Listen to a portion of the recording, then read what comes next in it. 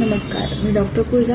आता थंडीचं प्रमाण वाढलेलं आहे, तर थंडीमध्ये दातांची काळजी कशी घ्यायची हे आपण थोडक्यामध्ये जाणून घेऊया.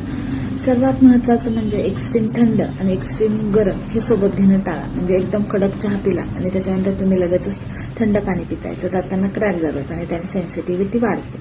दुसरं म्हणजे की सॉफ्ट टूथब्रश, सॉफ्ट ब्रिसलचा ब्रश वापरायचा, जेणेकरून दातांना इजा पोहोचणार नाही, सेन्सिटिव्हिटी होणार नाही. तिसरं म्हणजे फ्लोरिडेटेड टूथपेस्ट वापरायची, ज्यानेही सेन्सिटिव्हिटी कमी होणार आहे. चौथं म्हणजे रात्री झोपताना ब्रश केल्यानंतर वॉर्म वॉटर गार्गल्स, म्हणजे थोडंसं पाणी कोमट करून त्याने गुळण्या करायच्या आहेत. गम्स हिरड्यांना मसाज मिळते आणि दातांची हेल्थ चांगली राहते.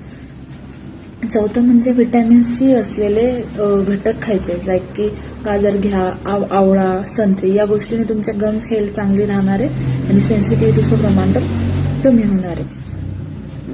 नंतर पाचवं म्हणजे जर तुम्हाला सेन्सिटिव्हिटी वाटत असेल तर सेन्सिटिव्हिटीची जी टूथपेस्ट होती ती 2 मिनिटे दातांवरती लावून ठेवायची.